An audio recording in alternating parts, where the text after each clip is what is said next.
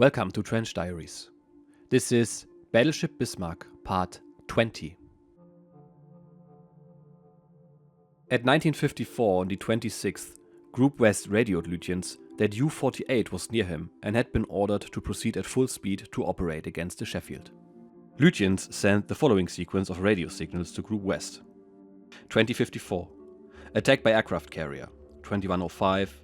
Have torpedo hit aft. 2115. Torpedo hit amidships. 2115. Ship no longer steerable. 2140. To the Oberkommando der Kriegsmarine and Group West. Ship unable to maneuver. We will fight to the last round. Long live the Führer. That last signal was sent only about half an hour after the hit that jammed our rudder and long before we had tried every means of repairing the damage. Of course, the content of the message proved correct, but I cannot help wondering what made Lutyens send such premature and certainly for the fleet staff and the radio men depressing message. At 22:05, Group West informed Lutyens that the 8 U-boats in the area had been ordered to close on Bismarck. Half an hour later he signaled, "Am surrounded by Renown and light forces."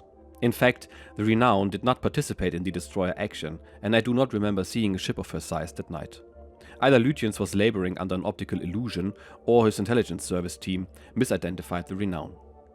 During the night, the ship's command tried to keep the crew informed on the most important things that were going on.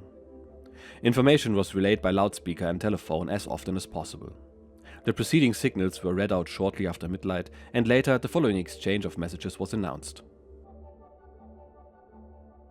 2358. Fleet Commander to Führer of the German Reich, Adolf Hitler. We will fight to the last and believe in you, my Führer, and in unshakable confidence in Germany's victory. Fleet to Group West. Ship is able to defend itself and propulsion plant intact. Does not respond to steering with engines, however. 0004. Commander-in-Chief Group West to Fleet Commander. Our thoughts and good wishes are with our victorious comrades. 0014. Commander-in-Chief Kriegsmarine to Fleet Commander. All our thoughts are with you and your ship. We wish you success in your hard fight.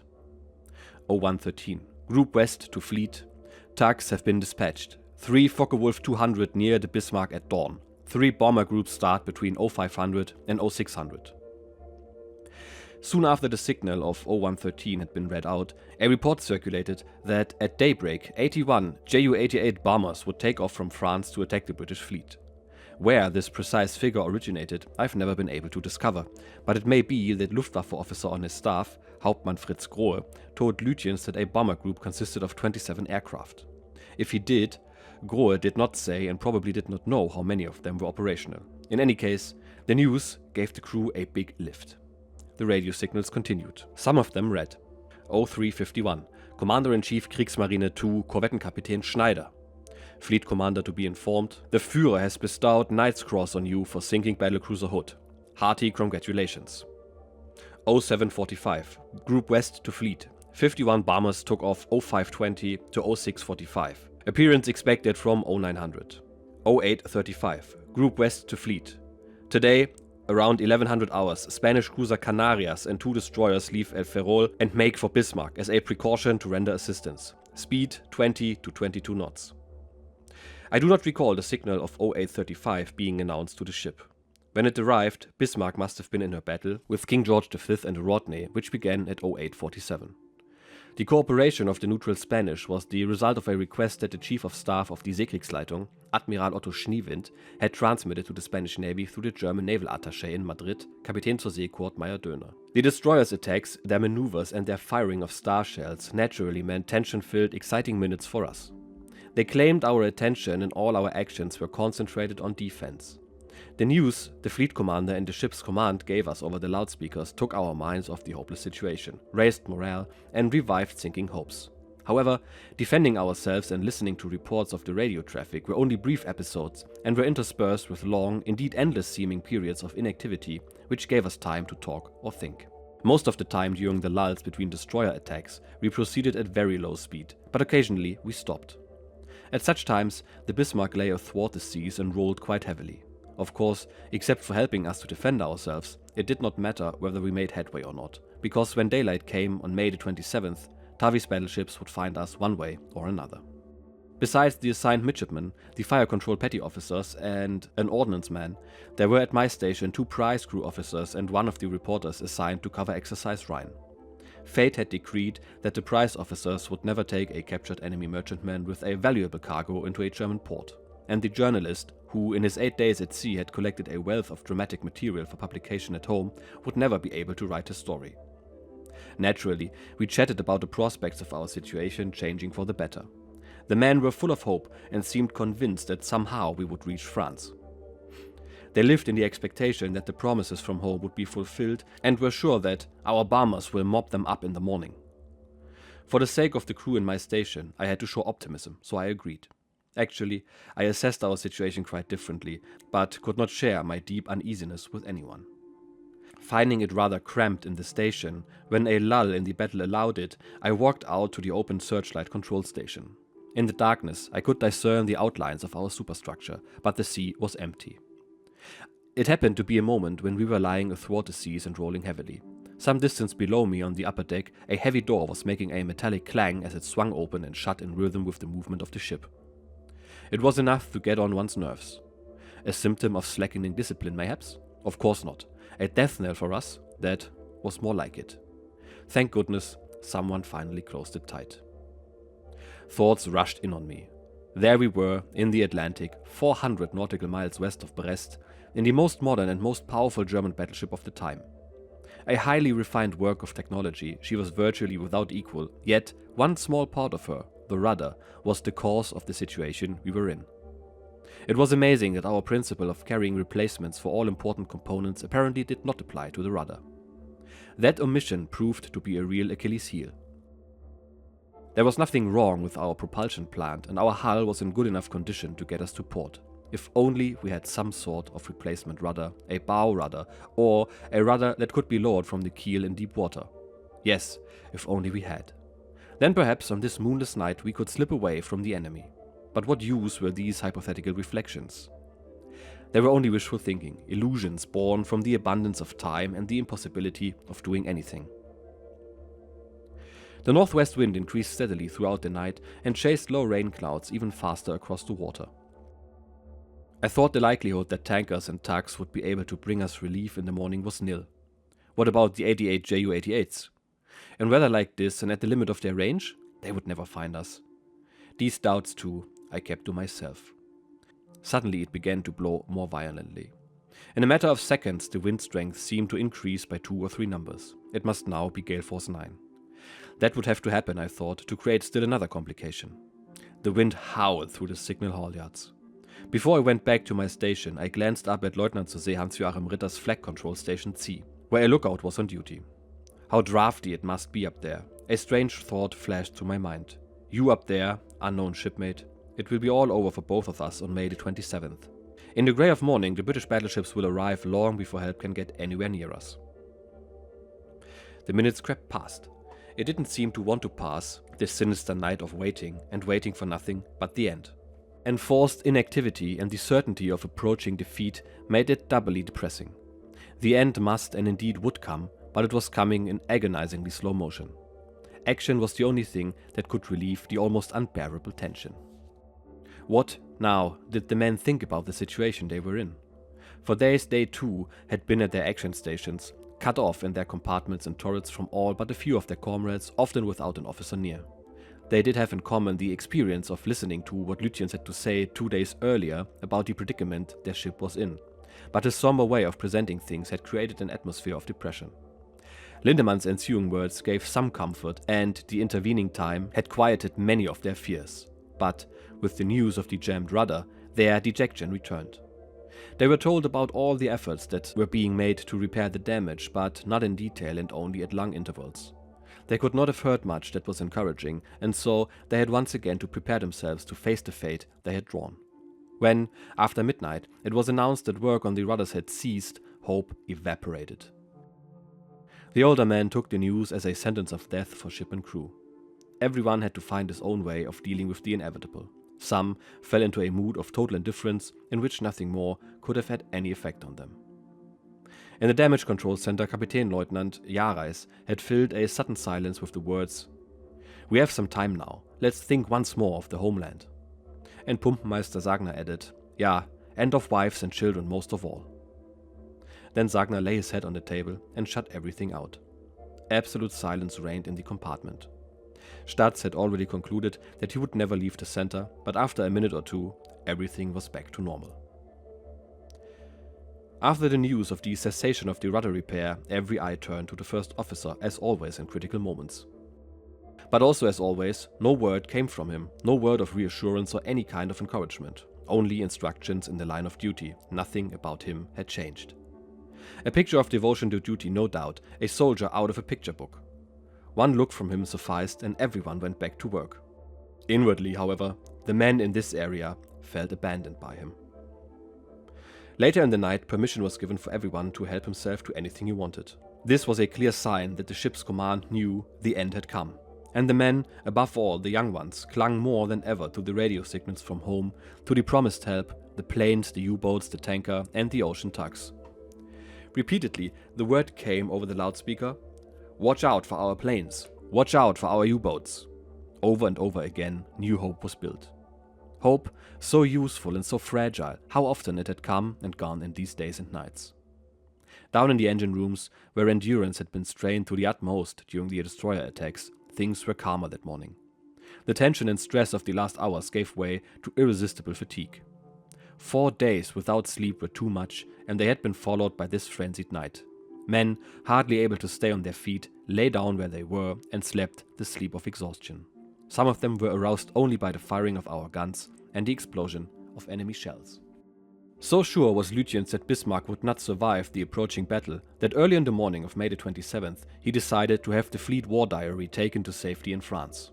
He realized that it would be of inestimable value not only for the Seekriegsleitung but for any analyst of Exercise Rhine to know why he, an experienced and successful leader of Atlantic operations, did not take the intelligence service radio signals of May the 21st, which told him that the British had been alerted, as a warning that they would intensify their surveillance of the Denmark Strait as well as to the south of it, and adjust his plans accordingly. Did Group North's signals of May the 22nd, telling him that his departure from Norway had apparently not been noticed and that the British were searching too far to the south, remove any concern he might have had about being detected as he went north? Did he unquestioningly accept what these messages said? Why he did not postpone Exercise Rhine and turn away when he first encountered the Suffolk and Norfolk, as he did during the corresponding phase of his operation with the Scharnhorst and Gneisenau 3 months earlier?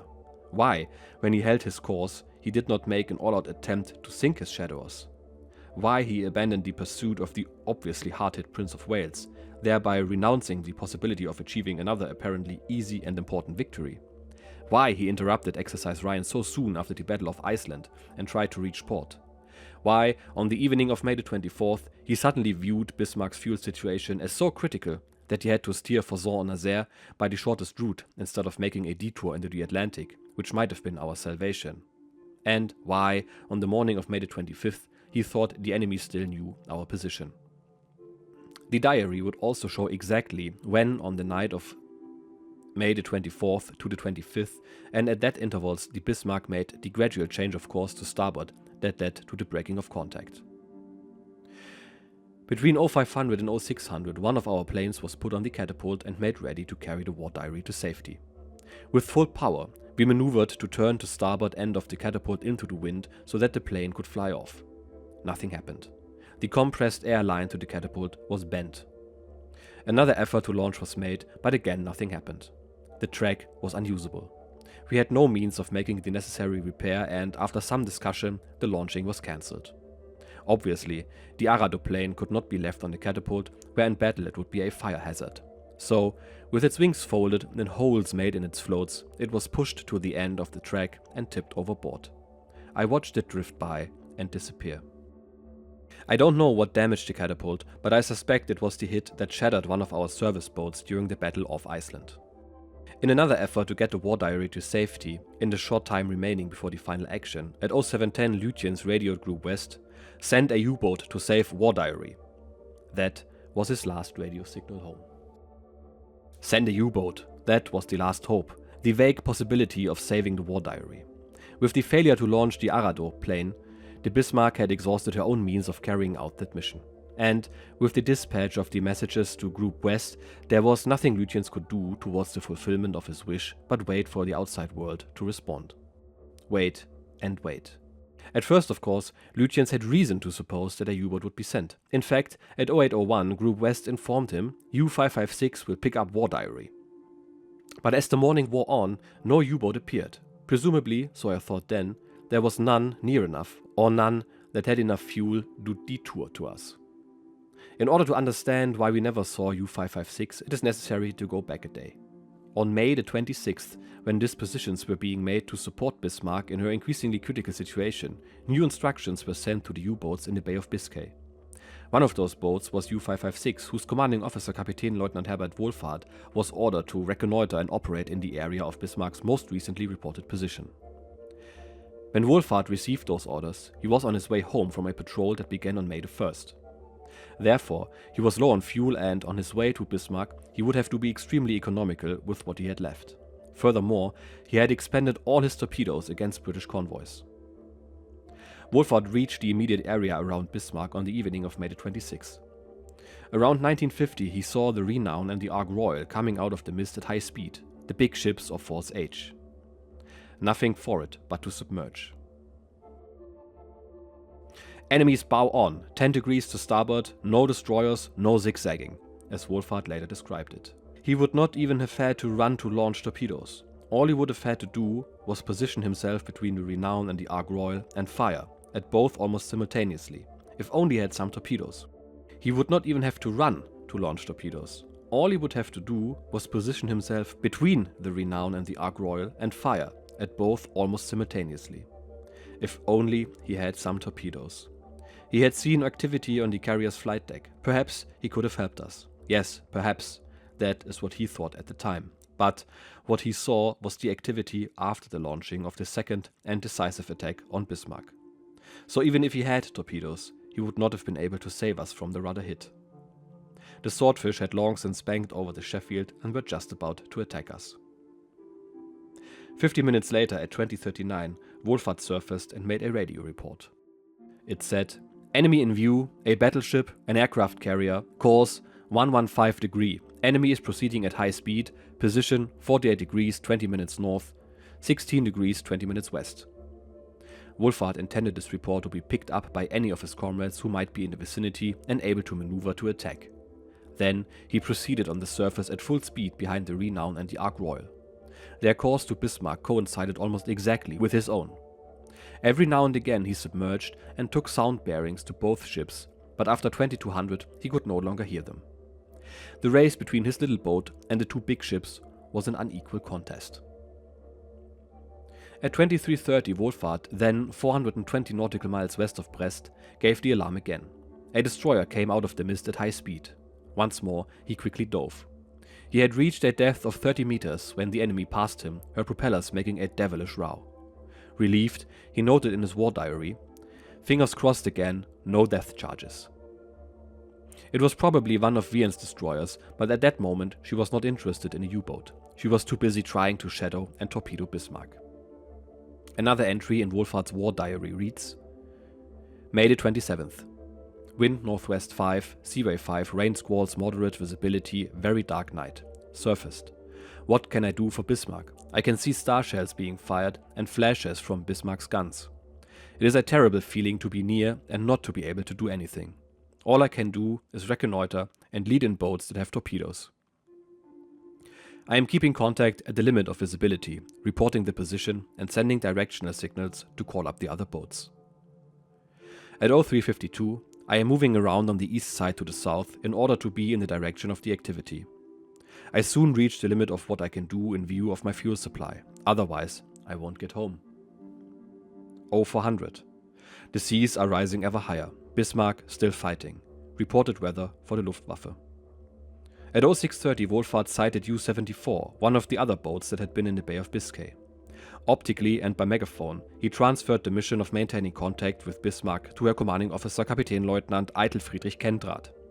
He gave Kendrath Bismarck's position, which he based on his observations of the star shells fired during the night, adding, I have not seen her directly.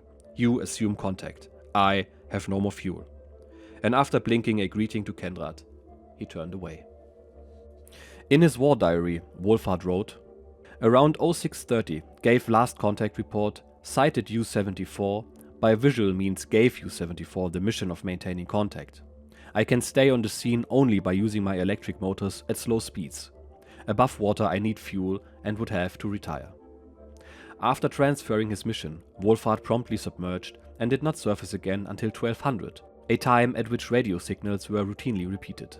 That was when he heard for the first time the order radioed to him between 0700 and 0800 to pick up the Bismarck's war diary. Having no more idea than had the headquarters ashore that in the meantime Bismarck had sunk, he immediately asked Commander-in-Chief U-boats to transfer his mission to Kenrath. In the course of the morning, Wolfhard did hear a series of explosions, but had no way of interpreting their significance. By the time Kenrath received the radio order issued in response to Wolfhard's signal, U-boat Kenrath pick up war diary, he could only search in vain. So, morale on board the big ship is at an all-time low, with the certainty of destruction having been pulled over the men like a blanket. But for this after-action report I will focus on something else, U-556. As you know, especially if you are a veteran of this channel, I have a very big place in my heart for the U-boats, and in one of the other series on this channel, Iron Coffins, you can learn more about it. U-556 was even featured there, as it is the sister ship of U-557, one of the boats where the author of Iron Coffins served on. Now, U-556 and Bismarck shared a special relationship. In fact, U-556 presented a self-drawn sponsorship certificate where Captain Wolfhard promised to, and I quote, "declare before Neptune, the ruler of the oceans, lakes, seas, rivers, brooks, ponds and rills, that we will stand beside our big brother, the battleship Bismarck, whatever may befall her on water, land or in the air." Hamburg, January the 28th, 1941, signed the commander and crew of U-556. And now, as fate would have it, he was actually near the big ship during its time of peril. But because it was the end of his patrol, Wolfhard was out of fuel and torpedoes, and he had to let Renown and Ark Royal pass him by, completely powerless. I have looked up his war diary and read about what and how he wrote about the encounter. First of all, Wolfhard is writing in a distinct colloquial way, completely different than the other captains whose war diaries I have read. And you can feel the frustration between the lines when he writes about Bismarck. I will put the corresponding excerpts on screen. The translations were mentioned in this episode, and they are pretty good. It's devastating to read about his encounter with Force H, where he puts multiple exclamation marks behind every sentence, because he is in an optimal attack position, but can do nothing. Anyway, in the next episode, the time will have come. The final battle will commence, and I will tell you all about it. See you then. Cheers. Bye bye.